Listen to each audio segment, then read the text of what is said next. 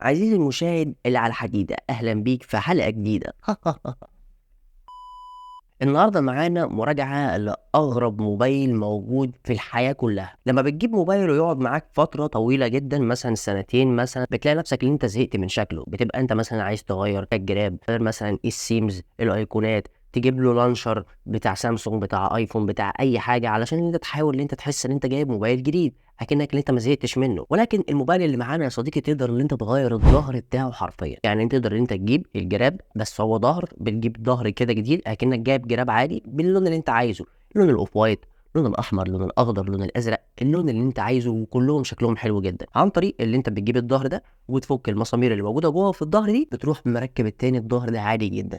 ده غير كمان ان الظهر بيجي كمان معاه اكسسوارات، تقدر تحط في الاكسسوارات دي زي مثلا ميداليه بتعلق الموبايل على صدرك اكنه ميداليه. وممكن كمان ان انت تجيب الستاند علشان لما تيجي تتفرج على فيديوهات تقدر ان انت تعمل برضو ستاند للموبايل. الموبايل جاي من شركه مش مغموره ولا حاجه، لا هي شركه بتحب ان هي تقعد تعمل حاجات زي كده، وعملت قبل كده موبايلين قبل كده من نفس الحاجه بس بطريقه مختلفه شويه، اللي هو الالوان، اللي هو الانوار اللي بتقعد تنور في الظهر.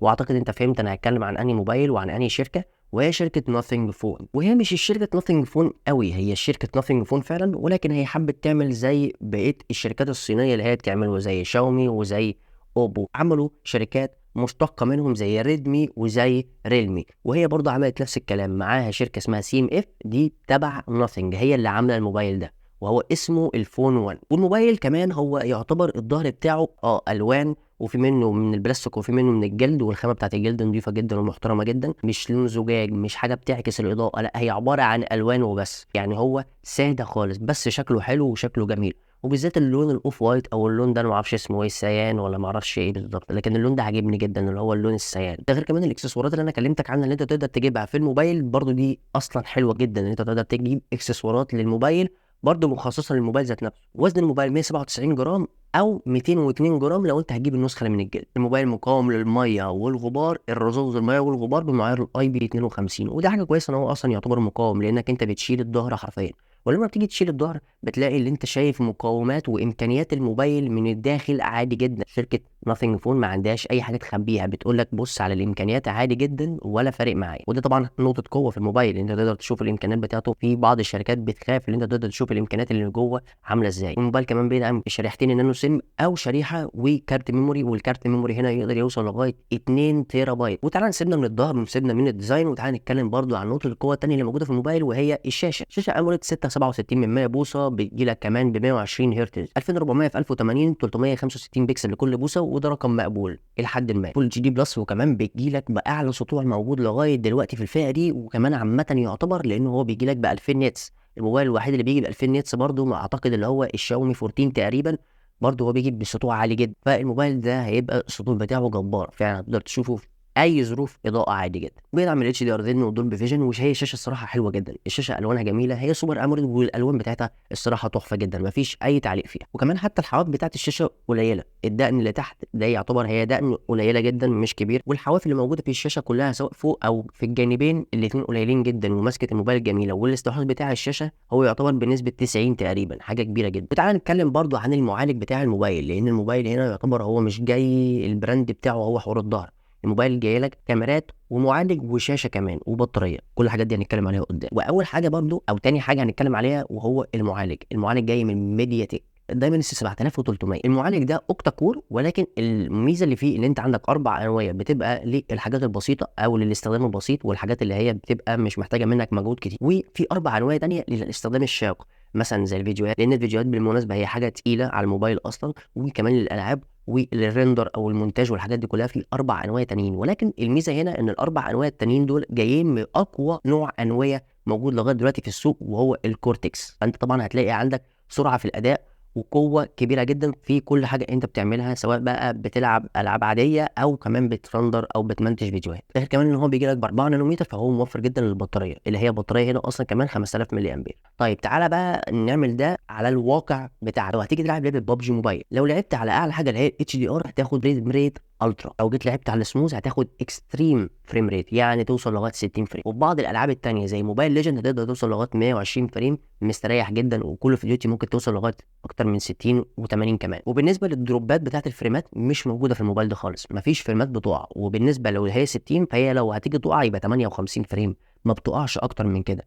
فالدروبات ثابته جدا، مفيش اي لاج، مفيش اي بجات، مفيش اي حاجه بتحصل وانت بتلعب او كمان في الاستخدام العادي. الاستخدام العادي كمان سلس جدا، لان السوفت وير بتاع الناثينج فون هو يعتبر بيعتمد على السوفت وير الخام، ما فيهوش اي تطبيقات كتير، ما فيهوش حبشتكنات كتير. حتى كمان الانيميشن اللي موجوده انيميشن بسيطه وسلسه وجميله، كمان سوفت وير سيمبل. كل اللي معتمد عليه هي الاضافات والاكستنشن اللي موجوده مع الاندرويد 14 اللي موجود، لان الموبايل هنا بيجي باندرويد 14 مع المعالج الرسومي الجي 612. فانت عندك هنا سلاسه حلوه جدا في الاستخدام اي حاجه، سواء الاستخدام اليومي او كمان في الالعاب. ده غير كمان ان انت لمده سنتين هتقدر تاخد تحديثات للاندرويد، ولمده 3 سنين هتقدر تاخد تحديثات للامان. فالموبايل يعتبر معمر معاك قدام. الموبايل بيجي بنسختين، نسخه 128 جيجا بتيجي ب 6 جيجا رام، وفي نسخه ثانيه بتيجي ب 128 جيجا 8 جيجا رام، دول نسخه لوحدهم. وفي نسخه ثانيه اللي هي الاكبر 256 جيجا 8 جيجا رام. طبعا انا انصحك بالاكبر، علشان لما المساحه بتبقى كبيره والرامات بتبقى كبيره تقدر ان انت تلاقي الموبايل بيقدر يتنفس ان هو يديك اقصى طاقه عنده، لان الرامات طبعا حاجه مهمه جدا للمعالج.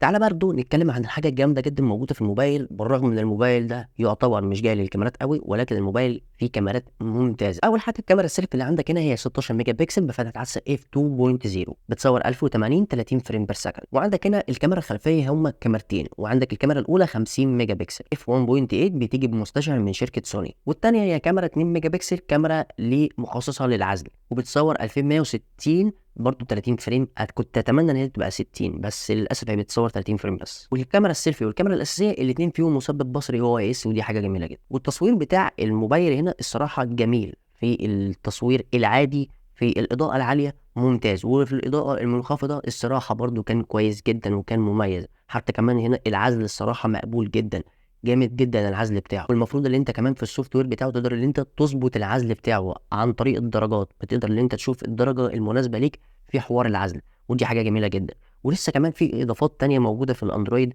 او موجوده في الموبايل ذات نفسه، وانت بتقعد تعمل ايديت للتصوير حلوه جدا وهتعجبك قوي. ولكن كتوتال التصوير مميز، ولكن في الاضاءه الخافته جدا سواء لو انت هتصور بالكاميرا السيلفي هتبقى محتاجه منك حبه ايديت. السكين تون بتاع الكاميرا السيلفي عامه كمان مميز جميل جدا، ما بيعملش ان تحس ان البني ادم لونه زومبي كده، تحس ان هو بهتان، لا بيبقى فيه سكين تون كده مميز جدا للون الجلد.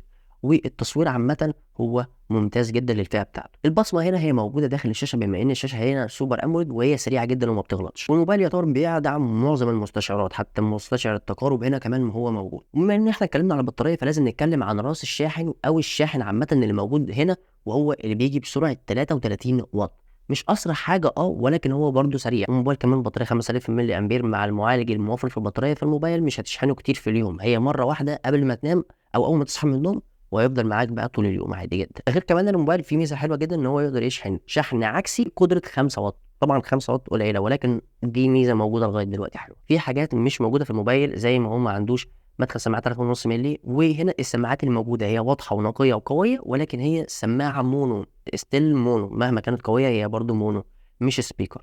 كنت اتمنى ان هي تكون سبيكر، ولكن هي سماعه مونو وقويه وواضحه جدا الصراحه. وزي ما انا قلت لك من شويه الموبايل الوانه كتير، في منه الوان كتير، احمر واخضر واصفر والسيان او اللون الاوف وايت، في الوان كتير جدا. هم مركزين على الحته دي لان هي يعتبر نقطه القوه او النقطه التسويق بتاعه الموبايل ده الصراحه. وتعالى بقى نتكلم عن سعر الموبايل الاخر. انا هكلمك وهقول لك ان هو سعره باليورو، وهكتب لك على الشاشه سعره بالمصري كام، وده السعر الرسمي، يعني ممكن يقل اكتر من كده لما ينزل مصر الله اعلم. سعر النسخه 128 جيجا و4 جيجا رام 240 يورو، والنسخه 128 جيجا 8 جيجا رام ب 280 يورو، فرق 40 يورو بس. ما اعتقدش ان الفرق هيبقى كبير قوي بالمصري، ولو الفرق كبير خليك في ال 128، لو الفرق مش كبير يبقى روح هات 256 جيجا افضل بكتير. النسخه 128 جيجا 6 جيجا رام دي موجوده في الهند بس لغايه دلوقتي، ومش مصرح او مش معلن هي هتنزل ولا مش هتنزل في سوق العالم. وبس كده، يا رب يكون الفيديو عجبكم، ما تنسوش باللايك والشير والسبسكرايب. كان معاكم كمار هاني، استنوني في فيديوهات تانية كتير، في امان الله.